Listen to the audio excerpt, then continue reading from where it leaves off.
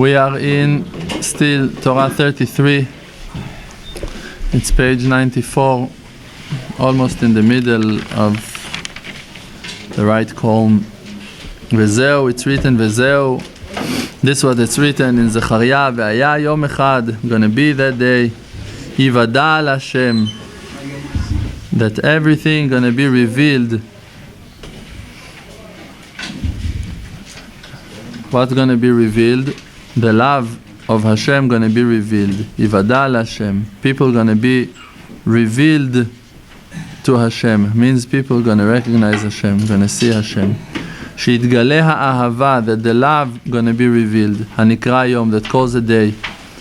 To the love we're calling a day. Kemo shekatuv, like that it's written, Yomam yetzaveh Hashem chasdo, that Hashem is commanding the kindness daily. Hainu HaTorah pnimiyut she'ayta tzfuna, means the inner part of the Torah that was hidden. Kemo shekatuv, like that it's written, Vayar Elokim et ha'or ki tov, that Hashem saw the light that is good. Ve'amru rabotenu zal, and they said in the Gemara Kedosha, Ki tov lignoz, Hashem saw that it's good to hide, that people will not gonna damage. Ki or HaTorah azot, because the light of that Torah, En ha'olam kedai lishtamesh ba, the world is not worthy to use it. VaTorah nikra tov, and the Torah we're calling it good, tov. Sheneemar, because it's been said, Ki lekach tov natati lachem, a good lesson I gave you. Venikra or, and also we're calling it light, Kemo shekatuv, like that it's written in Mishlei, VeTorah or, that the Torah is light.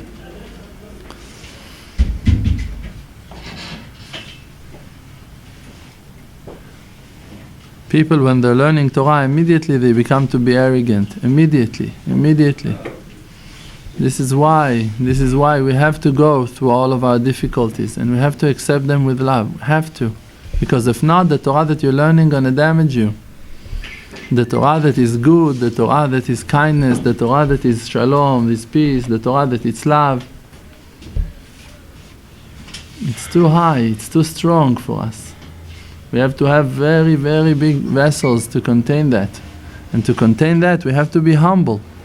This is why Moshe Rabbeinu, that he was the most humble man in the world. He received the Torah and no one else. Not Avraham Avinu, not Yitzchak, not Yaakov. Only Moshe. And Moshe, he handed the Torah to Am Yisrael. And how Moshe handed the Torah to Am Yisrael? Like I told you yesterday. He brought them to Tachtit Ahar, to the bottom of the mountain. Means the lowest place. A mountain, this is an arrogant, like we know that the Harim, they are Ge'im, they are arrogant, the mountains are arrogant. We had that argument between Mount Sinai and the rest of the mountains. The Har is high, showing to us is an aspect of arrogant. Moshe brought them to the lowest place, in the lowest mountain of them all, to the mountain that was allowed to receive Torah. Every man, let's say why they haven't received the Torah in the valley. So why they haven't received the Torah in the valley? If really we're looking for a low place, so why not to receive the Torah in the valley, in a pit? Why they received it in the mountain? Because it's written, Hashem malach geut lavesh. Hashem's got a certain pride, honor. A man have to have a certain kind of honor. If not, he's not alive. The life of the man is his dignity, his honor. People that have too many insultings, too many shames, and they can die from it, from the sorrow, from the sadness. A man that doesn't receive no respect at all, people ignores from him, he's counted as a dead man. He doesn't have friends. He's dead. No one is asking him, how are you, what's going on, how are you? He's asking himself, why should I live if no one care about me, if I'm not important to no one, so why to live? So you see that the honor is a very important thing. It's much very important, basic thing. So a man have to have, like that it's written on David HaMelech, Vayigba libo b'darkei Hashem, that his heart was growing, means becomes not arrogant, proud in the paths of Hashem, of Avodat Hashem. Means that You have to be happy with your success. You have to be happy that you finished a page of Gemara, that you learned something, that you made tshuva. You have to have something in your hand. If you're not going to have no satisfaction, no success, so a man feels, oh, what am I doing here? I'm so low. So you have to have something in your hand, but always to raise the honor back to Hashem Yitbarach. To know the page of Gemara that I learned, Baruch Hashem, Hashem is the one that taught me. You give the wisdom to the man. So thank you, Hashem Yitbarach. And then you have that ability to be honored, to receive the honor. When Rav is coming, everyone are standing up, and so for a regular person, if he's coming to a room and people are going to stand up for him and going to respect him, kiss his hands, give him money, asking for advice, very fast a man can fall to arrogant. Very fast.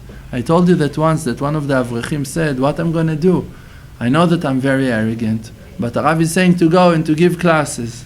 And every time that I'm going to give a class, to give a shiur, so people after the shiur are coming to me and kissing my hands and thanking me on the wonderful shiur. And I don't know what to do with myself because I'm taking that pride to myself and I know that I'm sinning in that. So what should I do? So the other avrech that heard him told him, Rav told you to go to give shiurim, you should go and give shiurim. And about your arrogant, don't worry. Rabbeinu gonna take care of you. Don't worry. It's gonna be okay. And then you're coming back to the house, and in the house they're helping you to understand that you're not a rabbi anymore, that you can be a plumber, you can change diapers, whatever. This is it. Back to reality.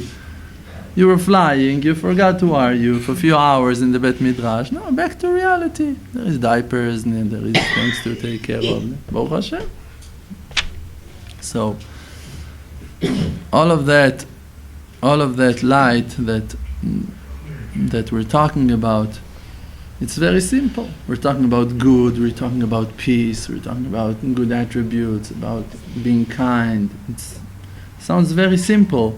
But you see how far it is from tachlis, I say, from practically. The people gonna keep it.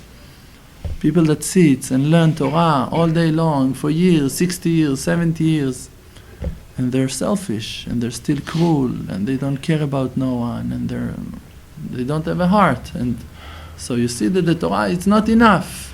So. For that, for sure, we need all of those lessons that we learned about tefillah, that a man should pray, and to pray, and to pray, and then you're going to receive it. But also, like we should understand, Rabbeinu is saying, it's in the future to come. Means that if you're working on something and you don't have it still in your hand, there is no reason to give up because of that, and to fall to sadness and frustration. What I'm going to do? I heard so many classes about humility and I'm still so arrogant, about Kedusha and I'm still so contaminated and I have so many lusts and desires. Rav Shalom said that all of those classes should give you power to go to the field. The classes cannot change you. Only your tshuva process can change you. Nothing gonna change you except of your effort to change yourself. No one going to do the job for you. No one. Even the biggest righteous man. Rav Shalom said this is a damned righteous man if he's taking the free choice from his students, purifying them and fixing them and helping them and bringing them shefa. All right, now in the small situation of them all, they're going to collapse.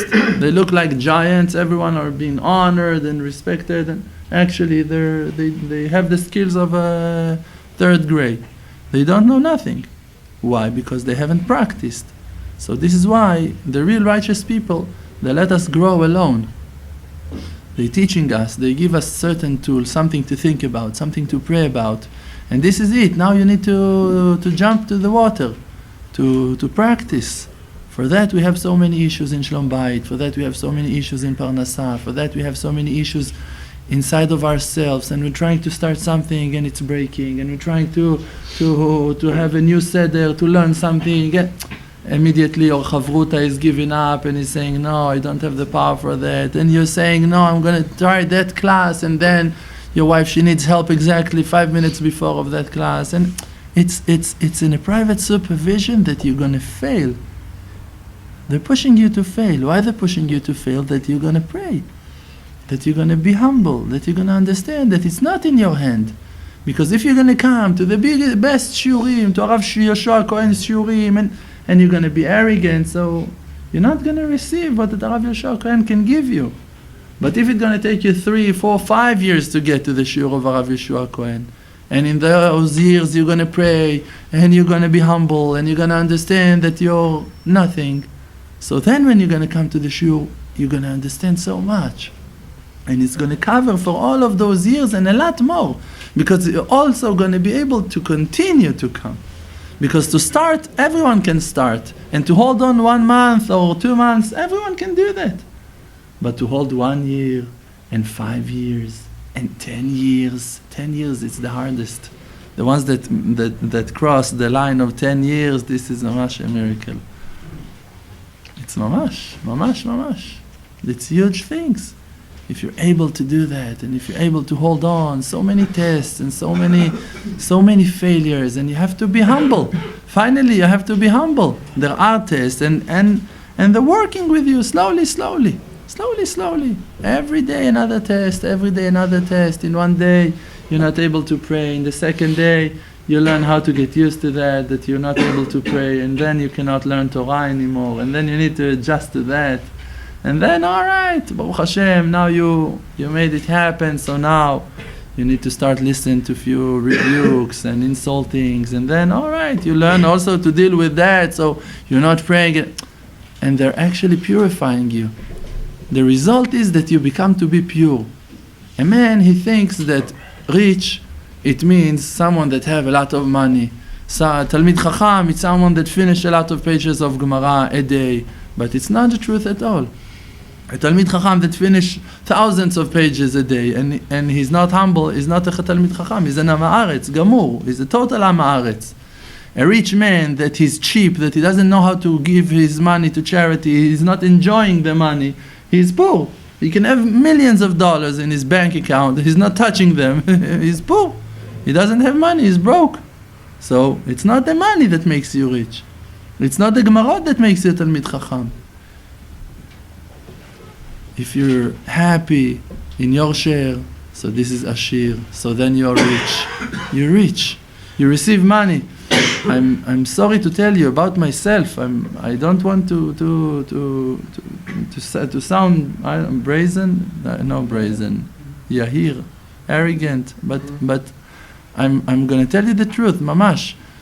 When I'm receiving money, things that I need to pay for my mortgage, and for the apartment of the guys that also under my responsibility, and so many bills and arnona, and I have huge amounts of expenses, mamash, a lot.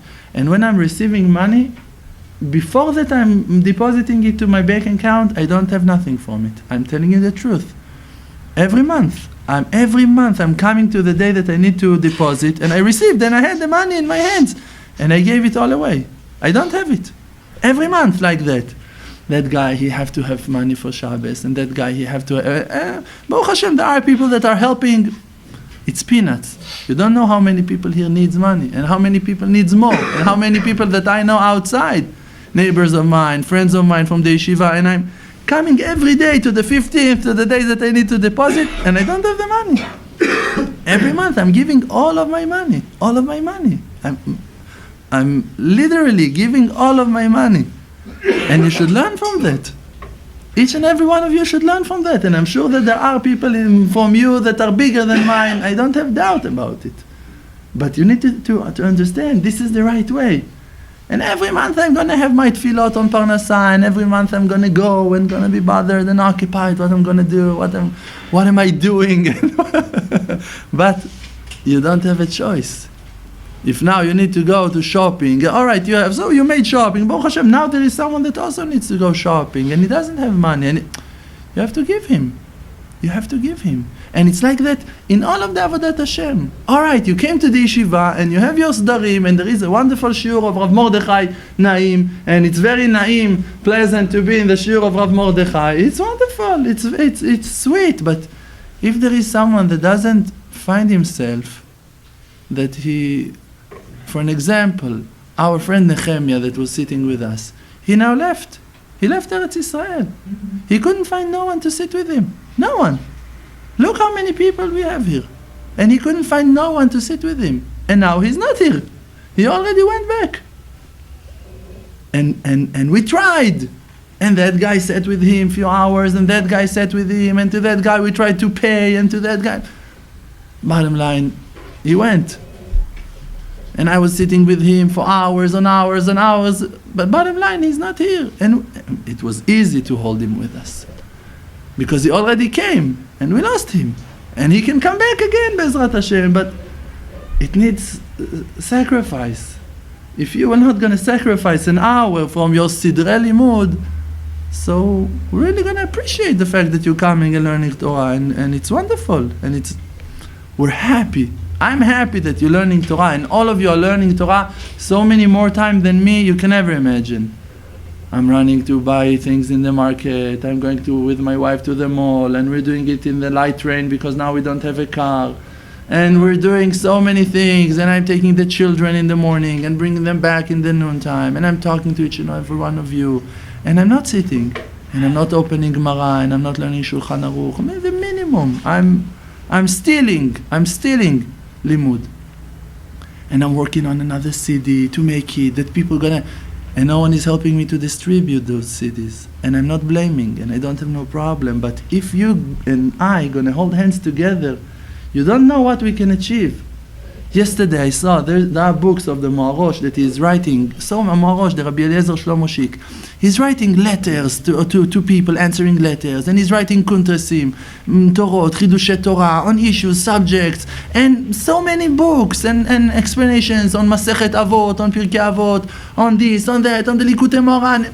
More than 600 books he wrote. More than 600 books, maybe a lot more, maybe even more than 1,000 books today. I don't know. Thousands of books, and I'm asking myself, why we're not moving? Why we are not moving? Why one of you cannot take those classes and take that class and to make it a contrast? What you need more from what you need? You need me to sit and write contrast? I don't know to read and to write in English. I don't know, barely to talk. Someone needs to do that in your time, in your free time. And if you don't have a free time, so if you're learning from 9 till 3, 9 till 5, so give 1 hour to Am Yisrael. It's not to me. And if everyone going to take one contrast, that it's going to cost us 1 shekel to type it, to publish it.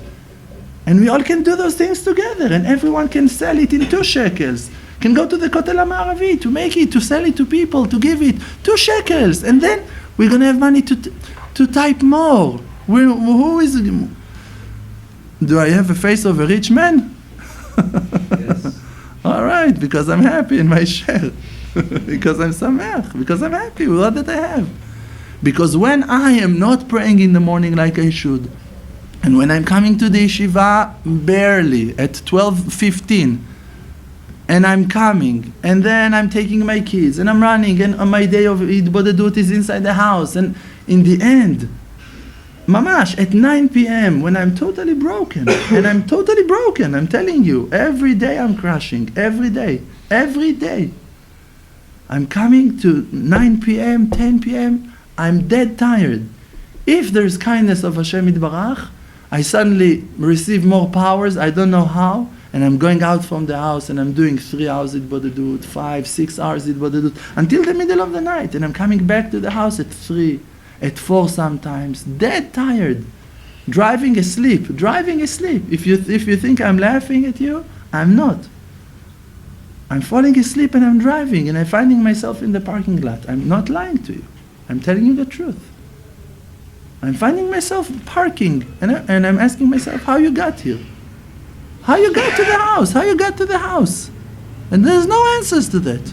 No answers to that, except that Hashem wanted me to come to the house. If Hashem wants you to come to the house, you can drive asleep. I'm not telling you stories. I'm telling you the truth. I'm praying until I don't have no powers at all, that I'm falling asleep on the Tzion of Rav Levovich and the Tzion graves of Tzadikim in Har HaMenuchot, and I'm dragging myself back to the car. This is it. If I'm trying to eat something, I have pains in my stomach in the morning that you can never imagine to yourself. Even if I'm eating something. If I'm eating after 8 p.m., this is it. You don't know what's going on. Everyone with his weaknesses. I cannot eat. So I cannot even drink and eat in the evening when I want to wake myself up, to drive back home, to drink something. I cannot. I'm going to suffer. I'm going to pay for that. You can never imagine. Everyone with his issues. But if you're not sacrificing yourself, you're not going to achieve nothing. We can stay here and to be the best friends and to learn every day. But think about it. Harav told us that he wants to buy a building, that he wants to have a building only for the English program, for the yeshiva. None of us moved the finger. Even me. No one is moving, and we need to do things. We have dorms for the guys, for the avrechim, for the bachurim. And every month there are not enough guys over there. And what's the problem to bring guys to it's so easy. If you're going to look in the streets at night, you're going to understand that it's very easy. They're all drinking beers and vodka and smoking joints outside in the streets. Their parents are sending them tons of money to Eretz Israel because they think that they're learning Gemara all day long. And they're all outside, not all, but huge bunch of guys smoking every night and drinking every night, and with their iPhones and nonsense and renting cars and driving like crazy in people in the streets of Beit Israel. And poor people. And after 1 year of vacation, so-called vacation in Eretz Israel, they're coming and crashing back there, back in Baltimore, in Brooklyn, in all of those places. They're crashing. When they're going back, this is it. This is their end. You cannot imagine to yourself the sound of their crash, how they're crashing over there. They don't have nothing anymore because they lost even the chance to stay in Eretz Israel, to live in Eretz Israel. We talked about it, to make a shiur in the Kotel HaMa'aravi, let's go, let's talk to people. You need to push for those things, the ones that care. If you want, you should push. You should push. You should make those things happen. On every movement here in the yeshiva, I'm paying. I'm paying for my pocket. And my income it's a joke.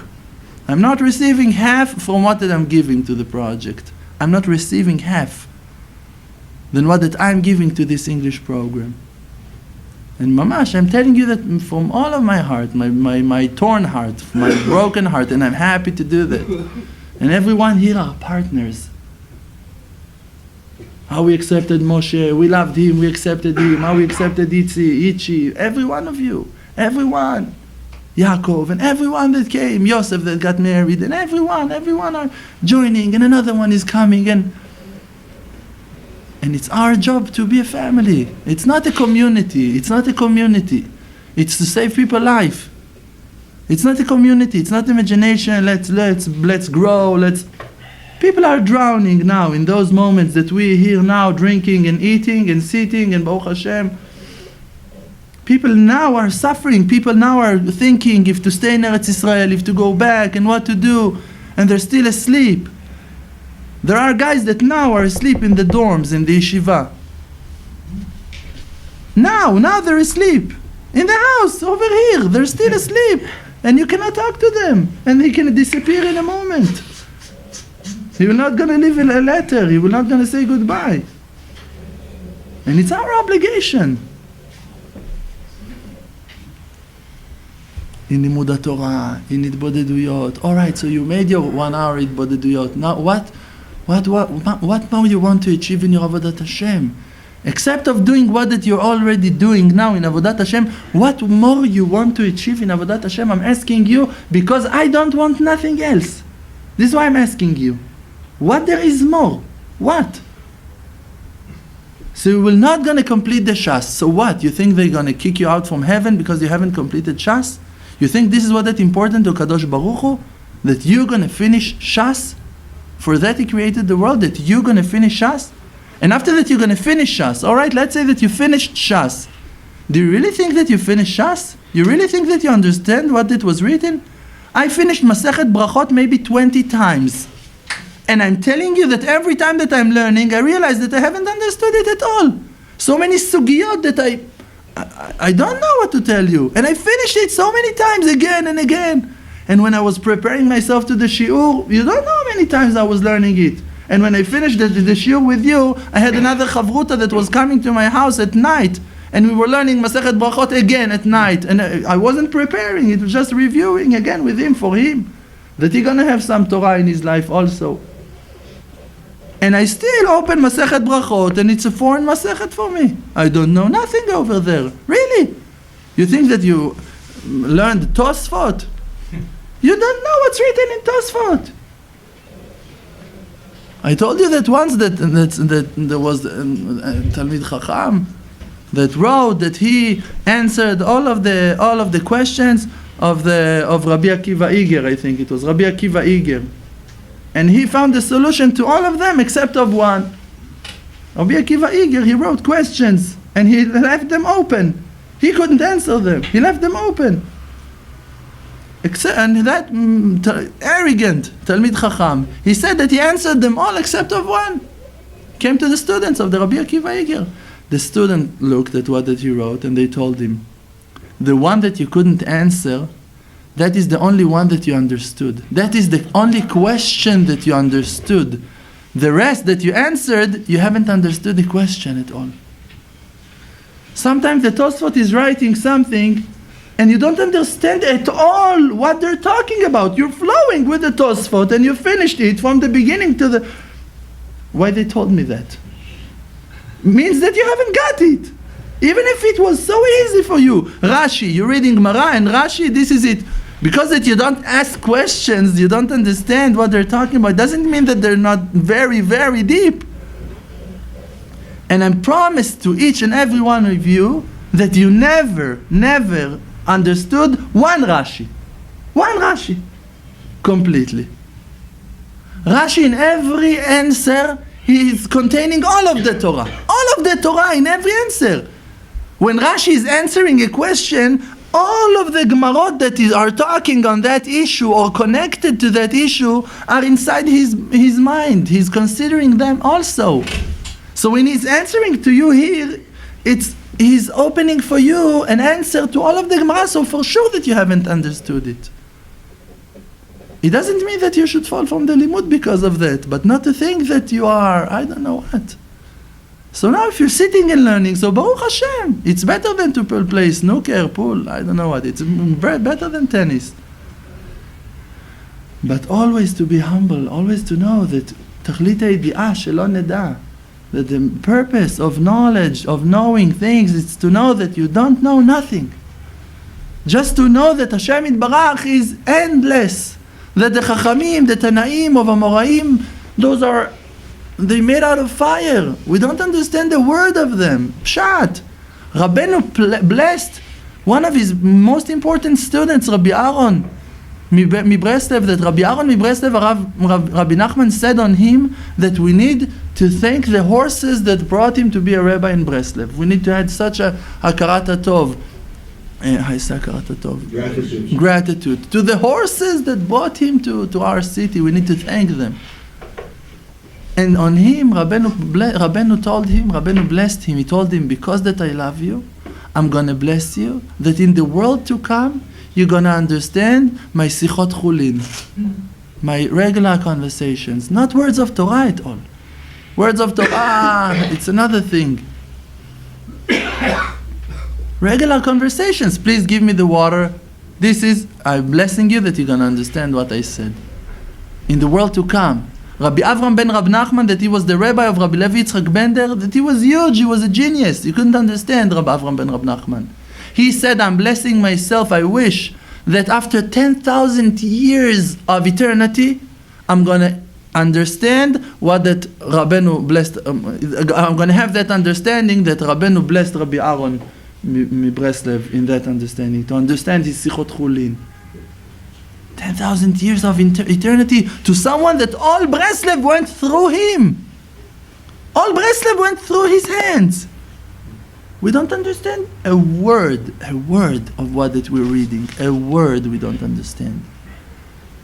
What we can understand, Rav Yoshua Cohen once said, he said that every man should, like it's written, everyone should ask himself, Matai yagiu ma'asai le'ma'aseh rabotai? When my actions gonna reach the actions of my rabbis?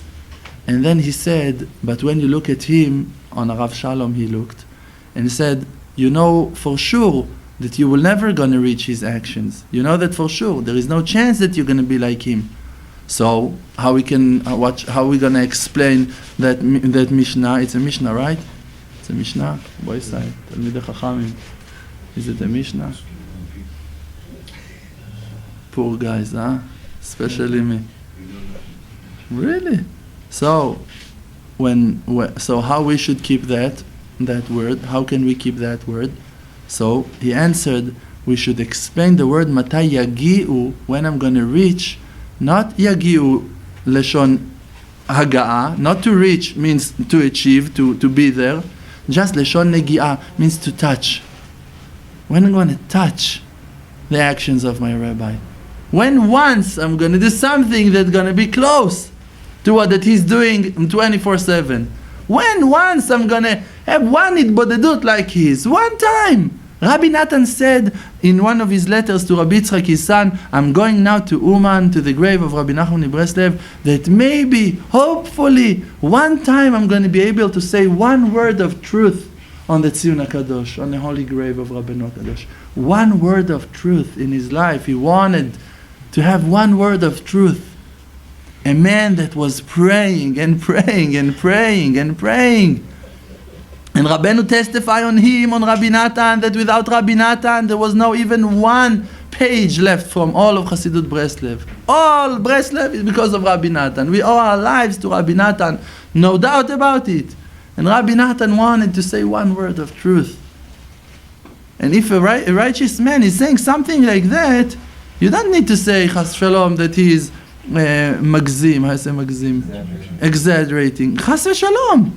You need to know that really, like Moshe Rabbeinu, we talked about him. Moshe Rabbeinu is saying, I'm the worst man in the world. Moshe Rabbeinu, he never lied in his life. There is an aspect that Moshe Rabbeinu is the worst man in the world. It's not his humility. Humility, it's not to be a liar. It's not a game. No, I'm humble, I'm the worst one. No. No, don't honor me, I'm humble. No, this is not humility. It's a lie. This is a show. This is a game. Real humility, it's wisdom. It's a sechel. That he realized that he is zero, that he is under zero, that he's got horrible debts to HaKadosh Baruch Hu, that he will never going to be able to pay. And it's true. And it's the truth. And it's real. Rabbi Natan, when he said that he never opened his mouth to say a word of truth because he wished maybe once in his life, it's because that he looked at Rabbeinu HaKadosh and he saw the difference between his words and the words of Rabbeinu, and no matter where you're going to put his words, Rabbeinu was so much higher, that you would shake from fear, from fear. Who was Rabbeinu HaKadosh? Who was Rabbeinu HaKadosh? The undertaker, the one that buried Rabbeinu, he testified that he haven't buried Rabbeinu. He told that to his son, that when they brought the body of Rabbeinu to the grave, and he raised his hand to receive the body of Rabbeinu, suddenly there was a huge light, and he couldn't see nothing. He was like blind. How you say mesunvar? Blinded. He was blinded, and after a few moments, he opened his eyes. His eyesight came back. He could see, and he saw that Rabbeinu already was lying down on the ground, buried already. This is it. He never touched him. Like Moshe Rabbeinu, that Borei Olam kavar oto b'gayim. Borei Olam buried him somewhere. The difference between Moshe Rabbeinu to Rabbeinu, that on Rabbeinu, we know where to go to. This is the solution. You know where to go to. This is it. This is the only difference. Why we have those stories? Rabbeinu testify, Mate Elokim biyadi. He was holding the staff of Hashem, Mate Elokim. The name of Hashem Yitbarach, it was in his hand. What it means, no one can understand. And the ones that are explaining, they're liars. No one knows nothing. Harav Shalom told me that he's got a copy of the Megillat Starim, the hidden scroll of Rabbeinu, that Rabbeinu wrote and gave to told Rabbi Natan, and Rabbi Natan wrote it. And he's got that scroll in his house. And he said, you cannot understand nothing from it. It's useless. What can you do with it? And he said that the ones that are explaining the Megillat Starim, they're just hiding it more. Actually, they're just hiding it more. Because now you think that you don't know nothing. One of you, I think, told me, maybe Ichi, that there was a rabbi that was writing points, dots. What was it? One student of the Khatam Sofer, he was making dots, points, on the sides of his Gemara, and he had Chidushei Torah that he heard from the Khatam Sofer on all of them. And he haven't wrote a word, just points. If you would ask him, he knew exactly on that point what was the Chidush of the Khatam Sofer on that piece of the Gemara, and on that piece of the Gemara, just from the points. So, the dots. Only from them, he would know so much, he would remember. When Rabbi Natan wrote letters to write the scroll, the hidden, the Megillat Starim, scroll of Rabbeinu HaKadosh, he knew what he was writing. Now that you see Bet, Gimel, Chet, Tet, Yud, there's no connection. You think that you can understand words from it, you don't know nothing. You don't understand nothing. The wisdom is to be simple. To be tamim and pashut, to be simple, to be, I don't know what. Just to see what Hashem wants for me in the morning. This is it. Today Hashem, He wants me to pray Bezat Hashem. Thank you Hashem. And to pray Shachrit. In your house, in your room, in Beit Knesset, in the Shtiblach, on the way, on the bus, I don't know what. There are halachot for someone that wakes up in the middle of in the 12 afternoon. There is halachot for someone that's in the bus that needs to pray. There are halachot. Go to the yeshiva, you failed today, come to the yeshiva, ask a Talmid Chacham, ask him, tell me, what should I do? And if that Talmid Chacham is too strict for you, and you see that he's not pushing you to life, just pushing you to death, so you need to ask someone else, you need to find the path of halachot by yourself. If you see that he's just rebuking you and you're not going to keep it, you don't have those powers inside of yourself to keep that path of halakha, so you need to find someone else to help you. You need to ask another one. You need to learn by yourself maybe. You need to have a friendly rabbi like me. Someone that's going to make it easy for you. That you're going to survive. How can I count on myself to answer you questions, so deep questions that you're asking me? Each and every one of you, when you're brave enough to come and to ask, you're bringing all of your life into my scale that I'm going to tell you what to do with your life. How can I answer you? Where I have that courage? Am I so wise? I'm such a Talmid Chacham. I was so much Meshamesh Harav Shalom that I can answer all of your questions? No. I'm counting on two things. The first thing I told you, like that Harav Shalom told me, I asked him, I told him, Harav, people are asking you questions that you need divine spirit to answer those questions. What should I do? They need you, they don't need me. What should I do? He told me, you should answer from your logic, and I'm going to be there with you. On that I'm counting. I'm answering to you, you should know. No Ruach HaKodesh, just this is my logic, I'm answering from my logic, and Rav is with me. And the ones that were brave to come and to ask me, they saw that Rav was there for them. They saw. Each and every one of you that came and asked, he saw that Rav was there for him. Through me, Baruch Hashem. This is one thing that I'm counting. Second thing that I'm counting is a lot crazier. Oh, we have 1 minute. What are you saying? We're going to talk about it today? Yes, we will. The second one is that Moshe Rabbeinu, he was breaking the holy tablets. Where Moshe Rabbeinu find that power? You received the first Torah book that had been written by HaKadosh Baruch Hu, handmade of HaKadosh Baruch Hu, to hand it to Am Yisrael, and you suddenly decide to break it. On what you're counting? How can you do that? It was the most craziest act that ever been done in the world. Moshe Rabbeinu never been commanded to do that. He was commanded the opposite thing, to give it, to hand it to Am Israel. And he's taking it and he decides to break it. Against the commandment of giving the Torah to Am Israel. It's crazy. No one can explain it except on one way. That Moshe Rabbeinu, he knew from inside that Am Israel are more important to HaKadosh Baruch Hu than the Torah HaKadosha. And he was counting on himself that he knew that he wants to help Am Israel with all of his heart. So he was sure that if really his heart is so committed to Am Israel, to his job, to Hashem Yitbarach, for sure he will not going to be wrong. He believed in himself. When you believe in yourself that you want to help someone, Hashem going to help you to do that. And if you have other will inside, you want also to receive honor from him, you also want to receive money from him, you also want something else, you're going to fail. You're going to see that you're going to fail. That man you're going to be disappointed from your answer. He will not going to take it like someone that kemotze shalal rav. If really your heart is committed to your shlichut, to the mission that you're in, you're going to succeed. Hashem going to be there for you, going to support you. And I'm counting on that. Because I know that I don't want to receive nothing from you. Nothing.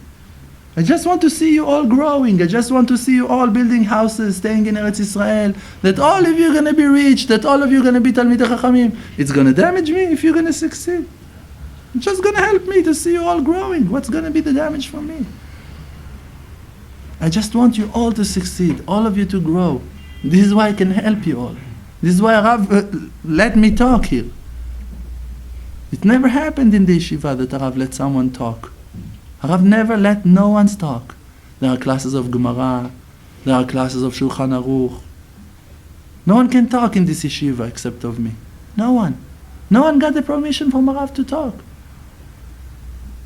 Because Rav knows that I just want to give Harav.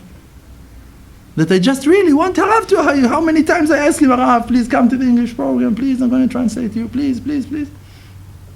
One time he gave us dried fruits, right? You remember? He said, give it to the Americans. One time.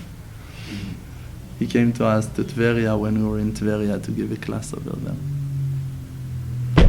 Love you. Thank you. Chazak u'baruch.